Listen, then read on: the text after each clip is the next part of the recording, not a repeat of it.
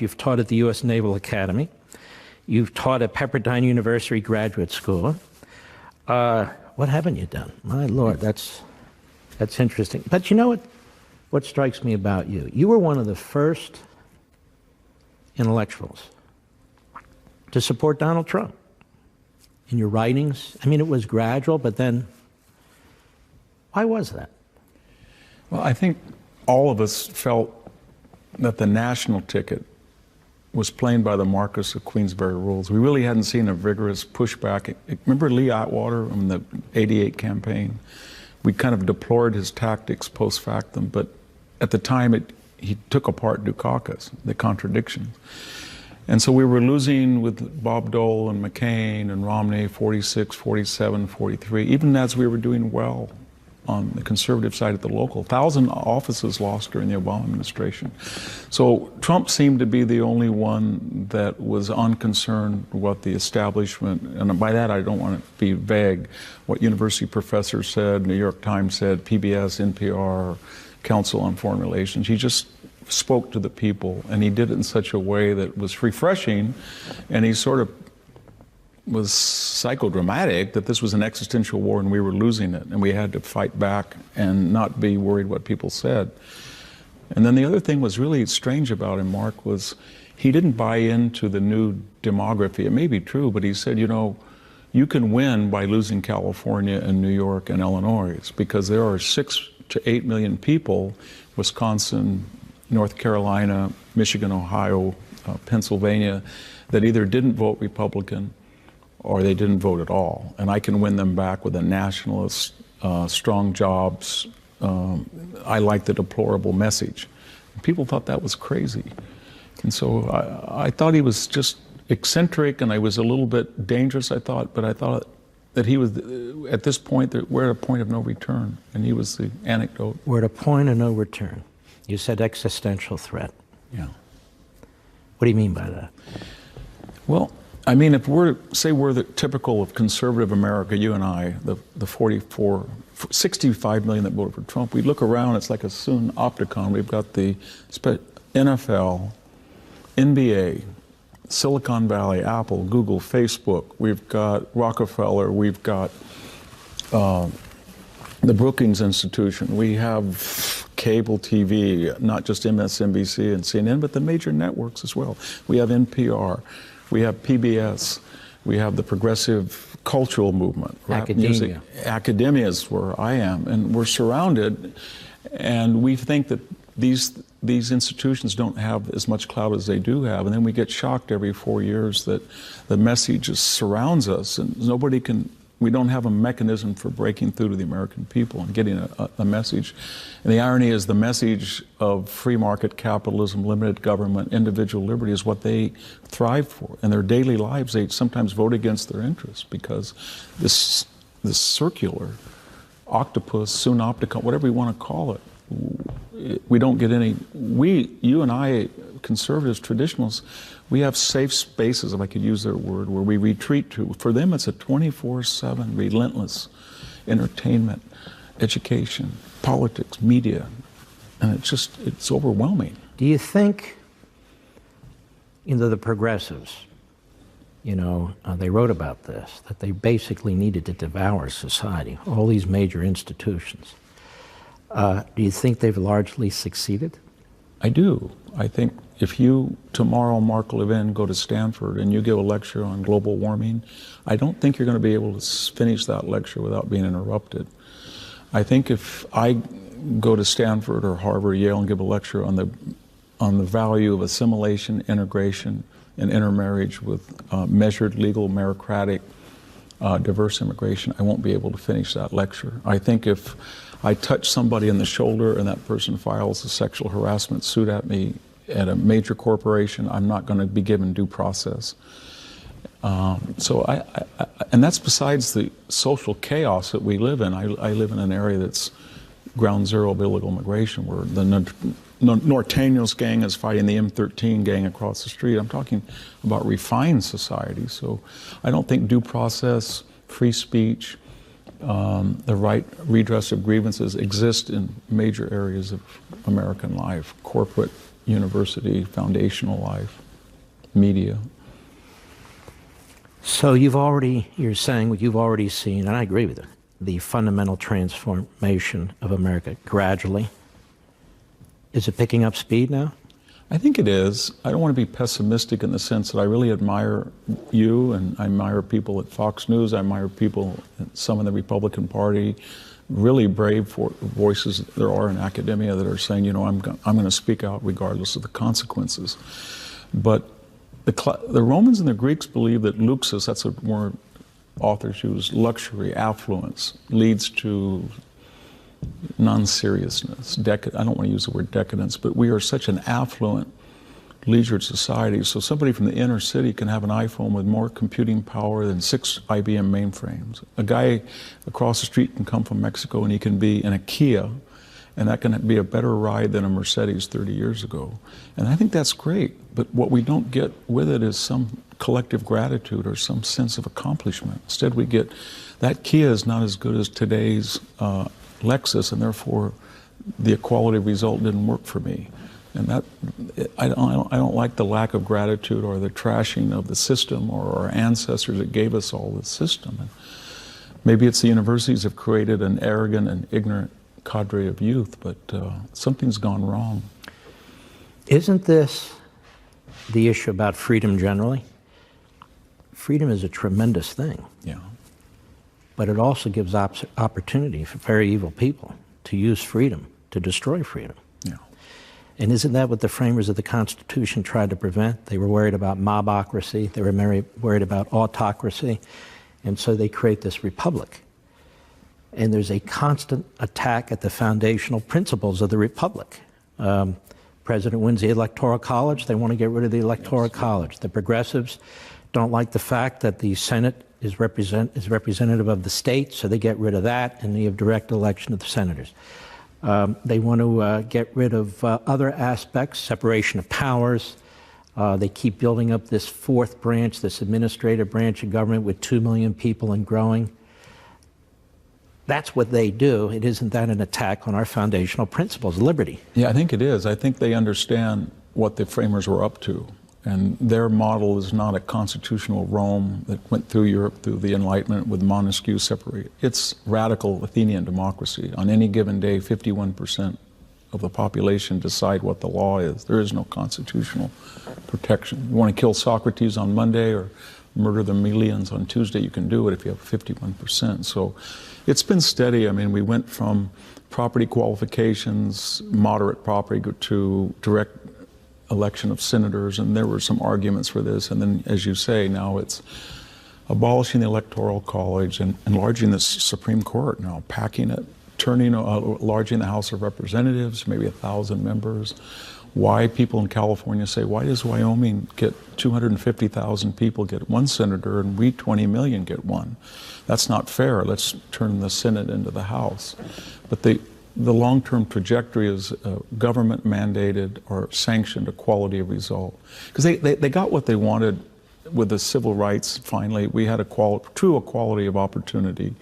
And then they were expecting that everybody would be equal. And human nature being what it is, it's never going to be that way. So they said, the conservative position is we're not going to be equal, but the poorest person is going to have a pretty good life if he's in a free market economy and a constitutional system. But they say, no, we don't really care what absolute poverty or wealth is. We want everybody to be equal. They would rather have everybody making $20,000 a year than the poor making 50 and somebody making $1 billion. So that's relentless. That's a psychological... That is a very, very important point that you mentioned.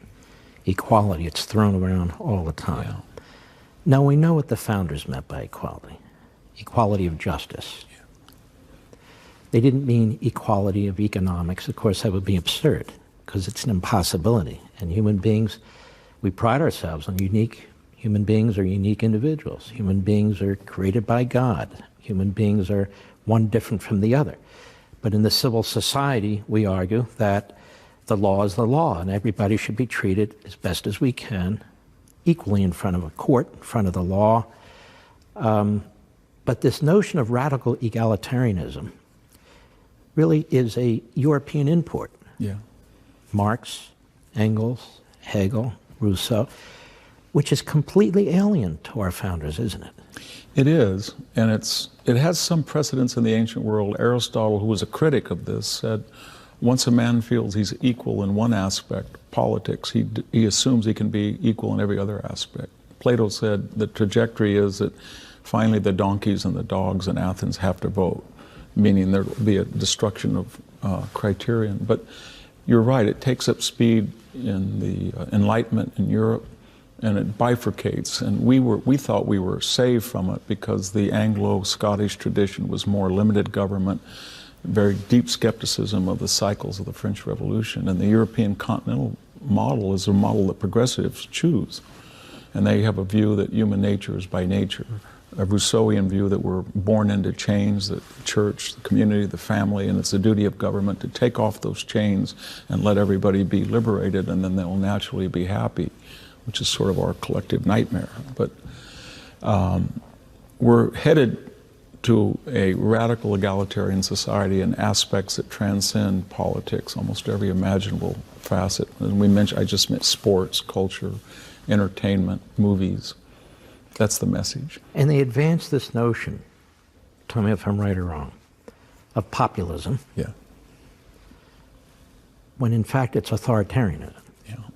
People believe that they've democratized some program, some issue, some aspect of society, when in fact it's not democratized at all. In fact, it is decisions from on high. The intellectual elites, which they're not really intellectual elites, but they like to think they are intellectual elites. And who are these intellectual elites? Why are they elites? Because they're elected? Because they're members of unions? Because they're in the civil service? I've never understood who these intellectual elites are and why they're so elite.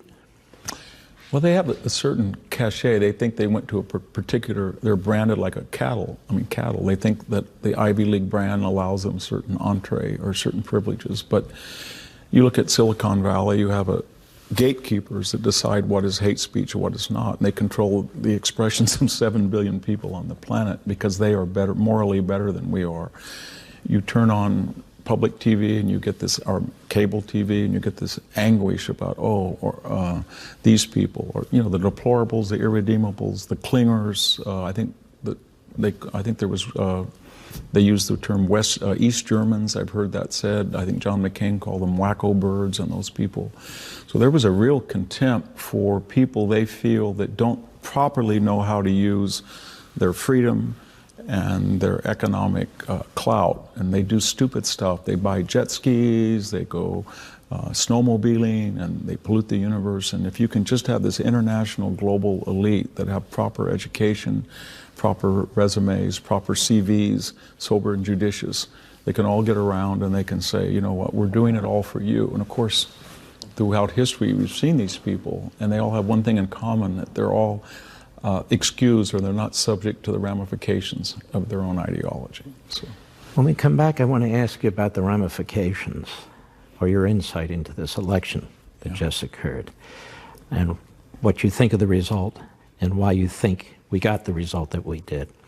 Ladies and gentlemen, don't forget, almost every weeknight you can watch me on Levin TV by going to crtv.com/Mark, crtv.com. Professor Victor Davis Hanson, we had this election. People say it's a great win. Democrats say it's a blue wave. What do you see in this election? Well, I'd see it in a historical context, and that's not, I'm trying to be an optimist. Barack Obama lost 63 seats, 6 senators, and was reelected. Bill Clinton, I think, lost 52, 8 senators, reelected. So zealots and partisans relax in a midterm, and people who were defeated get re-energized. That's common. But I think there were a couple of disturbing things, and that is the aftermath of the election. It just seems that every time there's a recount in Arizona and Florida, or even Georgia, or especially where I am in California, 4 seats that were won and then lost. And it's kind of the opposite of what Napoleon said at Austerlitz. He said at 11 o'clock I've lost Europe, at 3 o'clock I won it. Well, I thought on election day we'd won more. We'd only lost 26 or 7. Do we ever win seats that we were losing 5 days later. I can't think of many. No, I think maybe 20 years ago when older people were the absentee ballots, but now it's the SEIU, the mobilized people, and that Democrats are much better at it than Republicans, and that we thought we could learn. The other thing in these very close races where we lost some good people, we've got this missing 4 to 5. The so-called deplorable, the Trump-based Perot voters, whatever, they were there. But now there's going to be a great discussion. Where do you pick up the missing 5% that would have won you some of these good Senate seats? Is it to appeal to the African American community and say, I think Trump might want to consider that, go into the inner city and say, you know what, I may have said things, you may have said things, we didn't get along, but I want you to have leverage over your employer. I want you to have a choice of jobs. I gave you an opportunity in an economy, and I think you're going to take advantage of it. And I think that's what I'm worried. I want you to be powerful. And I think he could save the Latino community. When we close that border and make it legal and meritocratic, guess what? Your communities can have AP in the classes. They don't have to have bilingual education. Your kids are not going to be bullied by gang members from Central America. And you're going to be in such demand that your wages are going to climb as they went 3% this year. And then we have that other missing, I don't know, maybe you know better than I do, and that's the proverbial, I don't know who they are, but cable liberals keep talking about the suburban women that are turned off, and we've lost them. Maybe so. I don't know when he said Stormy Daniels was horse-faced, maybe that turns them off. I don't know, but there's 3 to 4%, and that you don't need it all in one place. You can get 1% here too. He's very close, but he's going to need a little bit of boost if they have a credible candidate in 2020. Isn't part of the problem, maybe it's in the suburbs, the way the media frame this debate? They don't even frame a debate. No, they don't frame a debate. Now, the last 6 months, the president's been called Hitler. His administration has been compared to the Third Reich. Yeah. He's been accused of creating internment camps for immigrants. That would actually be FDR, but you know, who's counting? He's been accused of being a racist because he wants to secure the border. He's been accused of being anti-Semitic, despite the fact he's the greatest president, I would argue, for the Jews and the Jewish people in Israel that we've ever had. And he has a Jewish daughter and son-in-law and Jewish grandchildren. He's been called things I've never heard a president called in my life, and it gets worse and worse and worse on cable TV, out of the Democrat Party.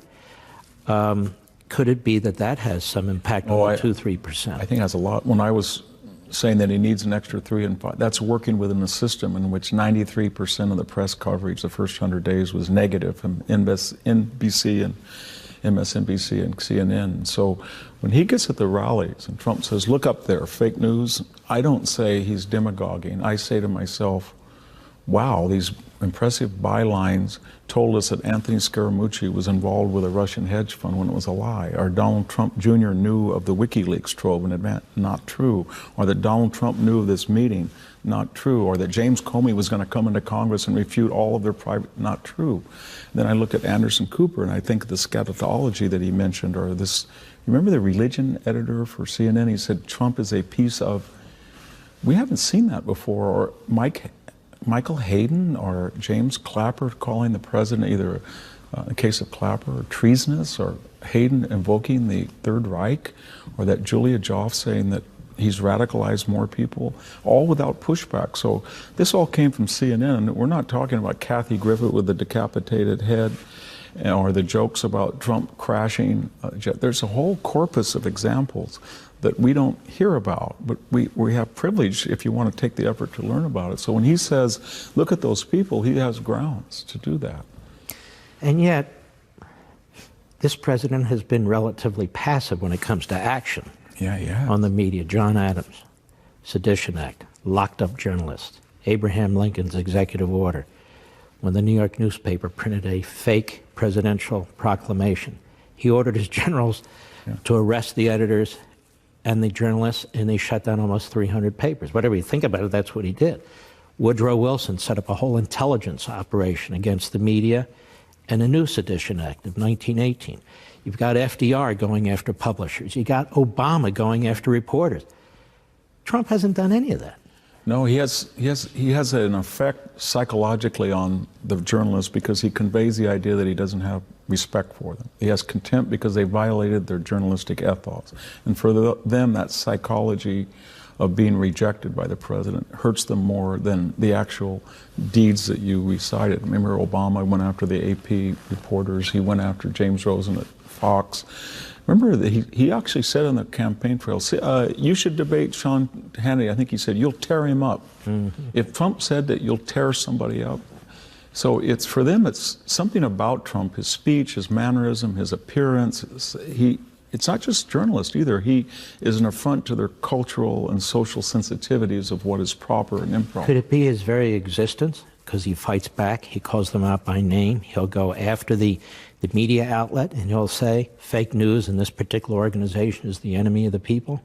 I think so. I mean, we're accustomed to sources say, an anonymous, an unnamed person said. We know in a lot of those cases that just didn't happen. A person writes a creative story and calls it journalism. Then they hide behind this facade that we are journalists and we're professionals and we're from a hallowed Edward R. Murrow tradition. It's true, but it's like a chain. The weakest link destroys it. They haven't done anything in their generation to honor the people who gave them that tradition. And they're actually traitors to that tradition. A guy like Jim Acosta goes to those press conferences with Sarah Sanders, and his point is, how can I virtue signal to the people in the room that I'm morally superior? How can I make her stutter or make her pause? Or how can I tell my bosses that I'm part of the resistance? Or how can I get the CNN brand name as out there on front? It's not. America's News Headquarters, I'm Lauren Green. Former New York City Mayor Michael Bloomberg making a massive $1.8 billion donation to his alma mater, Johns Hopkins University. The president of the university called the gift transformative, saying it will allow the school to eliminate student loans so it can commit to bringing in the highest achieving students regardless of their ability to pay. Incumbent Florida Senator Bill Nelson conceding his seat to GOP challenger Governor Rick Scott. The announcement came just after today's deadline for the manual vote recount, that is, which showed Governor Scott leading by some 10,000 votes. President Trump congratulated Scott on Twitter, saying that he was a great governor and will be an even greater senator. I'm Lauren Green. Now back to Life, Liberty, and Levin.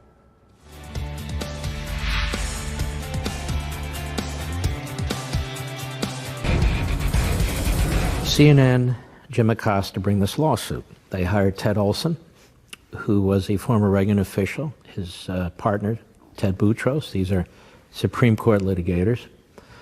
I read the brief. I think it's preposterous. I mean, let's go through this a little bit. CNN has multiple reporters at the White House who have these hard passes. Jim Acosta can make a request every day to go in. He just doesn't have a hard pass where he can come in willy-nilly. Presidential press conferences started with Woodrow Wilson. Is there anything in the Constitution that compels a president to hold a presidential press conference, to call on somebody from CNN, to call on Jim Acosta? Is there anything that compels any of this? No, there's not. And Jim Acosta can't take his shoes off and walk around barefooted either, because there's protocols and norms of behavior in every endeavor. I can't get on an airliner and be a stewardess and wear a pro-Obama or pro-Trump hat. They have the right to say, in this particular area, there's protocol. I was a professor for 35 years, and if I had hijacked a class the way he hijacks a press conference and just sermonized or pontificated, I would be called up to the dean, and he would say, you know, you have freedom of expression, but not to violate. Do you think a lawyer in the Supreme Court who conducted himself the way Jim Acosta did would be able to just continue to go on and on and on in the Supreme Court? He'd be thrown out and held in contempt, yeah, he'd be held in contempt and thrown out, especially if he argued, especially if he got in physical contact with a bailiff or somebody. Well, what do you make of their argument, but it's vigorous, aggressive freedom of the press, and the president doesn't just like him? Does Jim Acosta advance the cause of the press and freedom of the press and information to the American people? No, he doesn't. I mean, we all give lectures, so we go through this. Everybody who gives a lecture, a teacher, public speaker, knows that there's 8 or 9 good questions. The purpose of the question is to elicit information, clarification of a point made, and there's always one person or two who pontificate, and they say, before I ask, and we always say, please ask the question, and they will not ask their question. They want to hector you, and then finally you say, will somebody please him off the stage, or will somebody make him ask a question? And that's all it is. And he's dressed this up in the First Amendment, and that he's some kind of wounded fawn or a martyr to the cause of the resistance. And he's not. He's doing disservice to the colleagues around him, who he's monopolizing their time. He's destroying the decorum of the press conference. And the irony, of course, is there's been no president that's been more transparent than Donald Trump. You yell at him, you scream at him, and he'll turn around. Really well-known journalist said to me once, I don't think I can vote for him. I said, why? He said, in front of a debate, I just walked up to him. There was no staff, there were no prep books, and I just walked and talked to him. And then I thought that was great. But he was saying there were no barriers, no substations between Trump and the public. And so Acosta got what he wanted. He got a very transparent, accessible president. And yet he's not acting like a journalist, and he knows it. And this is not just Jim Acosta. Remember, Jim Rutenberg, I think, from the New York Times, said this is an age in which we require partisanship. And I think Christian Amanpour said we can't be neutral. We can be truthful, but we cannot be neutral. There's a fellow by the name of Matthew Pressman, Yeah. and he's a professor, and he's written a book that just came out, and the subtitle of his book is Liberal Values but Not Liberal Bias. And I read the book, and I'm unconvinced. I'm convinced what he said about the 60s and 70s. The media decided then it's not enough to just report objective fact, that you need to present it in an interpretive form with liberal values. That doesn't mean there isn't liberal, that doesn't mean there is liberal bias. And yet we see it all the time, don't we? Every survey, you just mentioned one, 93% negative on Trump. But it's not just Trump. They're negative on conservatives, they're negative on Republicans, and they bring some of the most preposterous members of Congress onto their programs. And they make those decisions too, right? I think it gets down to a fundamental philosophical idea that they feel that their noble ends, and I think that we agree those ends are sort of a radical egalitarianism, require any means necessary to achieve them, in a way that Republicans or conservatives, their means are more selfish, because liberty is not as an exalted virtue as equality. Sort of the French Revolution versus the American Revolution. And therefore they feel we can violate canons of behavior, we can scratch our nails on the Supreme Court door. What would they have done if they broke it into the door? Would they have swarmed the Kavanaugh family? We didn't think they can stand up and disrupt, and this is all for a noble cause and therefore justified. And if a Republican did it, it would be for this, you didn't build that crowd, or now's not the time to profit people.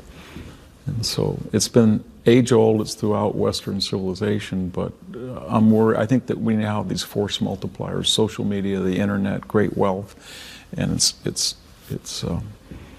we're reaching a critical mass. I'll give you another example of the left. When it comes to the Second Amendment, they'll say things like, well, you know, the framers of the Second Amendment didn't know about semi-automatic weapons. They didn't know about sniper rifles. They didn't know about this. They didn't know about that. It's muskets. Therefore, we can regulate whatever we want. Okay, well, let's talk about the First Amendment. There was no TV, there was no radio, there was no cable, there were no satellite. And yet it's a preposterous argument, isn't it? And yet when it comes to the Second Amendment, it's an argument that they make. When it comes to the First Amendment, anything goes except what they disagree with, like conservative talk radio and Fox News, and they don't like necessarily bloggers on social media. They want to regulate the internet. They want to get rid of conservative talk radio. So they're really not for freedom of the press, are they? No, I think we're seeing something unique in the last, I think the Obama administration encouraged people to come out of the woodwork. And I think we're seeing not just the traditional left-wing assault on the Second Amendment. I think they're going after the Fourth and Fifth Amendment and the First Amendment, because they don't believe in free speech. They have this new term called hate speech. And somebody can arbitrarily determine what you say is either homophobic, racist, protectionist, nativist, etc. And therefore you can't say it. That's pretty much institutionalized on campus. We've seen with matters of sexual assault or accusations of such, you don't really have due process in a lot of places, in corporations, the workplace, or on campus. And so I don't believe that I think they feel that the Bill of Rights, unlike the old ACLU, the new... This first term, massive electoral college victory. In fact, George H.W. Bush won California by a significant amount. California's gone. Other states are gone. Arizona's now purple, moving to blue. New Mexico's more blue than it is purple. Colorado's blue. Colorado used to be red. Nevada's blue, used to be red. And they're turning other states. You look at Texas. The vote out of Texas was not great. We lost 3 or 4 members of Congress. Even Abbott, who's enormously popular, and $100 million wasn't spent against Abbott, he got 55, 56% of the vote. At the lower levels, the Republicans got blown out in some of these counties too. Every major metropolitan area now is blue. You don't have enough rural voters to balance that. Are we in big trouble? Well, I think in the short term we are, because the Democratic Party is a pyramid now. It's a medieval party of very wealthy. All the big fortunes are no longer in mining or farming or gas and oil. They're in high-tech, Silicon Valley, you know, Warren Buffett, the Facebook people, the Google people, the Amazon people. And that's the fuel of this. And then a professional elite beneath them. And then we have the impoverished, and many of them are recent immigrants. And they work hand in glove, and they flip these states that were red and purple into blue. And it's a coalition between, I call them the suburban elites and very poor people. And it's funny though, Mark, where I live in California, very poor southwest Fresno County, the people who drive the Democratic Party don't want to live with the people they count on their votes, because they feel that socially, culturally, educationally, whatever, they're not comfortable with them. So that gives us hope, because the Republican Party now is a workers' party, entrepreneurial, middle-class party. And one thing we know about people of that class, they feel familiar with, and they like people of different races and different classes. So it's easy. It's a Republican congressman from Ohio is probably going to be more accessible than a Bay Area congressman, even though they're very different politics. Shut the border and let the engine of assimilation, integration, intermarriage work. And I think in 20 years, this is why I'm optimistic long-term, very pessimistic like you short-term, we'd have a replication of this Italian-American experience, where if your name's Cuomo or Giuliani, we can't predict your political affinities. But short-term, we've got to shut the border, and we've got to get back to the melting pot and junk this salad bowl. But this issue of assimilation, I find that's where it's different. Yeah. And that's what worries me 20, 30 years out. Private institutions don't put assimilation, you know, PRIS 1 for English, 2 for Spanish, that sort of thing. We have affirmative action plans in the government. They don't push assimilation. The EEOC, we have it at the state level too. But even more than that, we have a Democrat Party that is committed to balkanization. Yeah. The way their leaders talk, the way they govern, they don't want assimilation because of the very reason you say. Yeah. Because assimilation works against their ideology and throws them out of office. And their ideology, by, I think what you're suggesting is their ideology on its own facts and merits can't get 51% of the electorate. So they have to change the electorate. And that means bring in voters that have an instant grievance. It's pretty crazy when a person from Oaxaca crosses 1 inch into America and then plugs into the whole affirmative action grievance industry, even though he's never been an American. We've never done anything oppressive to somebody in Oaxaca. And we saw the Elizabeth Warren fiasco, the Ward Churchill, stuff like that. So there are limits to identity politics just because it's getting to the level of DNA badges. And it's contrary to the whole liberal idea of Martin Luther King, you know, the content of our character. It's all about the color of our skin and our superficial appearances. And but the revolution always devours its own. We're in sort of a committee of public safety, Robespierre.